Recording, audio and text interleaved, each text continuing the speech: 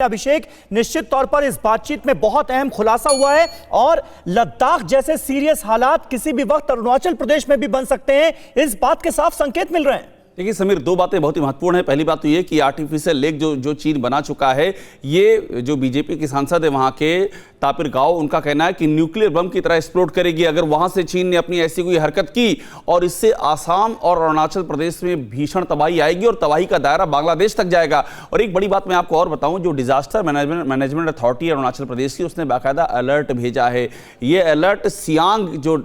जो डिस्ट्रिक्ट है उसका ईस्ट सियांग, वेस्ट सियांग, अपर सियांग, वहां के डिप्टी कमिश्नर को बाकायदा चिट्ठी गई है और उनसे कहा गया है कि अलर्ट रहिए, विजिलेंट रहिए, और ये एक बड़ा खतरा सर पर मंडरा रहा है। समीर, बिल्कुल सुमित, इसे कितना बड़ा खतरा माना जाए, क्योंकि अब ये जिस तरह से वाटर बम एक्सप्लोड करने की बात सामने आ रही है, 2000 में बाकायदा चीन इस नदी में ये टेस्ट कर भी चुका है, इसे कितनी गंभीरता से इस वक्त लिया जा रहा है सरकार की तरफ से? देखिए, ये बात तो बिल्कुल अभिषेक बिल्कुल ठीक कह रहे हैं कि किस तरीके से चीन ना सिर्फ सिक्किम, अरुणाचल, बल्कि आपको याद होगा कि ब्रह्मपुत्रा के अंदर भी उसने डीप डिगिंग की बात कही गई थी। उसने बोला था कि उसके नेचुरल फ्लो को डाइवर्ट करने की कोशिश कर रहा है। दरअसल ये चीन की स्ट्रैटेजी है कि जब आप देखें कि अगर वायरस को देखें, कोरोना वायरस को लेकर भी चीन पे सवाल उठ रहे हैं, तो चीन ऐसे ही नेचुरल डिजास्टर दिखने वाली चीजों को क्रिएट करता है और फिर उसके बाद तबाही मचाने की कोशिश करता है ताकि चीन पर डायरेक्टली कुछ ना है। और अभी यही चीजें लगातार, ना सिर्फ अभिषेक ने इंटरव्यू लिया, अभिषेक बता रहे हैं कि किस तरीके से